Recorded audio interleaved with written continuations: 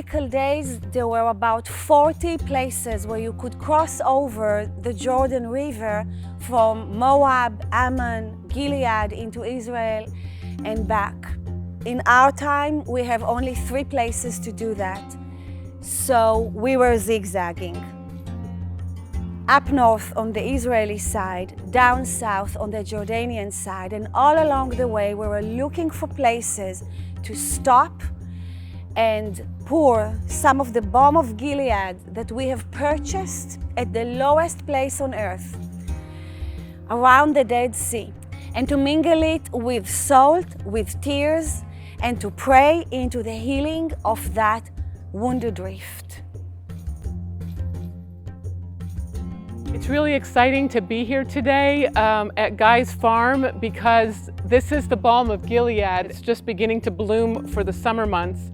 And as someone who was born in the mountains of Gilead and my descendants are from there, both on my mother and my father's side, it is just a real appreciation for this. And we know that Jesus himself is that balm. He is the one who has restored the nations, and he is the one who has commissioned us to go throughout the nations of the world and to reconcile man to God. It's just incredible. And to just have in the back of our minds and to have the actual substance of the Balm of Gilead with us is incredible. And I remember last year when Guy brought us here, and as Guy took his knife and slit the bark open, Orna was just undone because the aroma of the Balm of Gilead just took over the atmosphere. How exciting was it for me to find out from Hermana that there was actually a farm that was growing the Balm of Gilead? It's been 2,000 years since they were able to find it. By the time we arrived here, there was 10,000 trees. And as Orna said, we were about to begin our zigzagging trip up and down the wounded Rift Valley. And you know the verse in Jeremiah chapter 8, verse 22. But I want to start with verse 18 because it's talking about God here, and he says, "My sorrow is beyond healing. My heart is faint within me. Behold, listen, the cry of the daughter of my people from a distant land. Is the Lord not in Zion? Is her king not within her? Why have they provoked me with their graven images, with foreign idols? Harvest is past, summer is ended, and we are not saved. For the brokenness of the daughter of my people I am broken. I mourn, dismay has taken hold of me.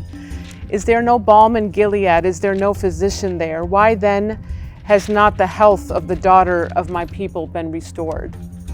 We continued on our journey and headed towards the bridge to cross over into Jordan.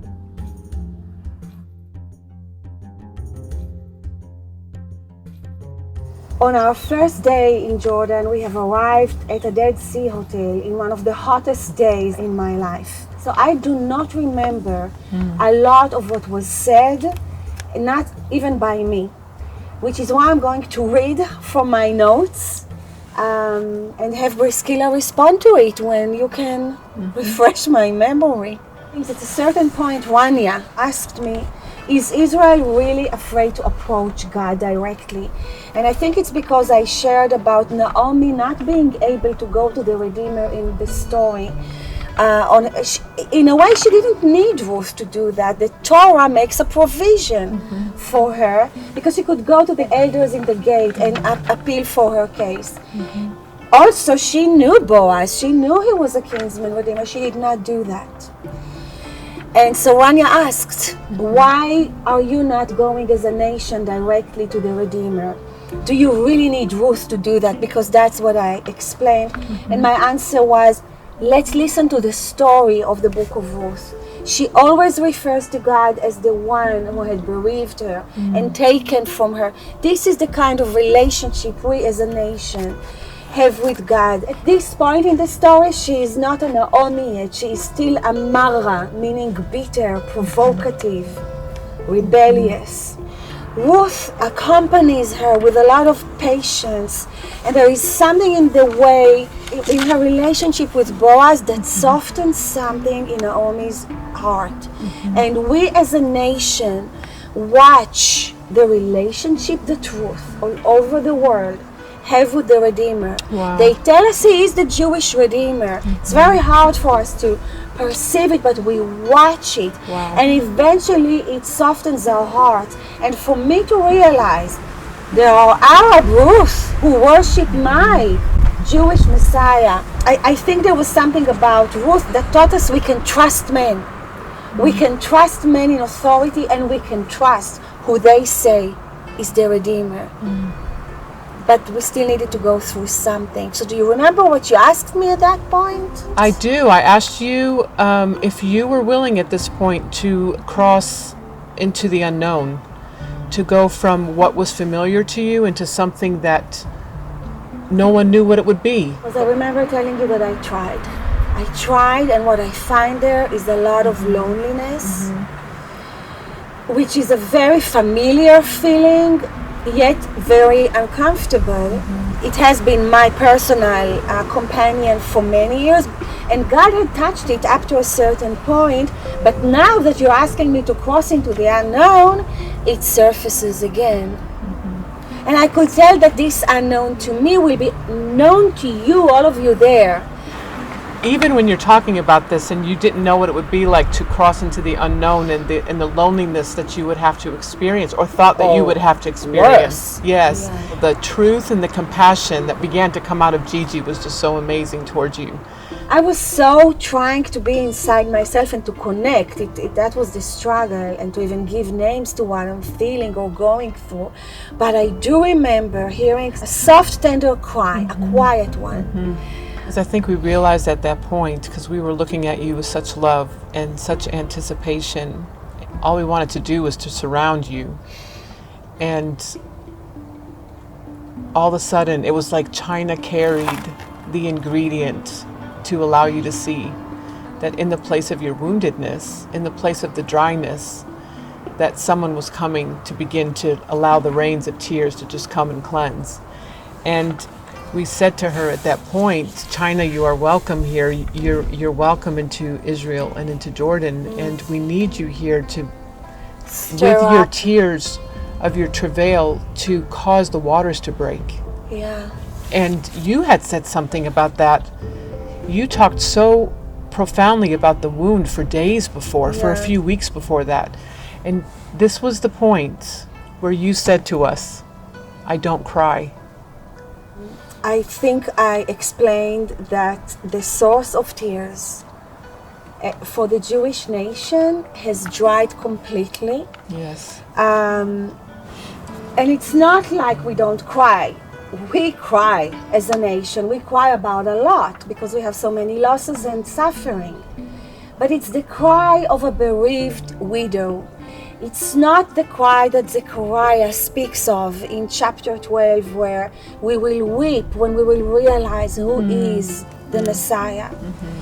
It's not the cry of a bride whose heart may be wounded, but she knows she can cuddle in the bosom of her lover and to withdraw from his strength. We don't even know if he will wipe our tears, because we're so used to not see him or hear him. It's been centuries since we've seen his faces, and we don't know how to turn to him as the lover of our soul. At this point, I remember Rania saying, but Israel is the one who walked out on him. It's not him turning his back like you're turning your back. And he's not letting go of you. He's restoring you. Look at you. It was so evident to us in our love for you that it was time for the waters to break and for tears to begin to flow. So we gently asked you if you would just turn yourself towards her and towards what was going on in the spirit there. That was so hard for me because I'm so used to orpas.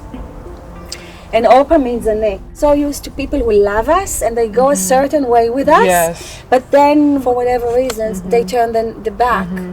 It was such an important time for you to learn trust and for us to walk in the faithfulness of God, leaning on God for his identity to just come out of us. That's what it really was. To come out of you towards me? For you to see that the Lord is there. Yeah. And that you would be able to trust him through us. Yeah. And the tears began to flow in Gigi. The travail was coming and none of us could deny it. And we knew that the healing was coming through her travail, through her tears. And we wanted you to receive it without us putting our hands on it. How did I react? You began to weep. And you even told us in the middle of it, because we were still getting to know you, but we loved you. And then you're the one that said to us, I have been dried up for a long time. I don't weep like this.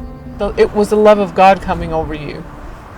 It was a precious time, which made us feel that this might be some type of a turning point, Orna. Yeah, we didn't even know No, what's coming no, and how much I will need those tears. yes. In Gigi's yielding, she began to cultivate your destiny. Her tears and her travail were cultivating and making a way, and peace started to come over you, actually. There was a new peace that was just beginning. You were still trying to figure out if you could trust. Yeah. But there was an opening. The water broke.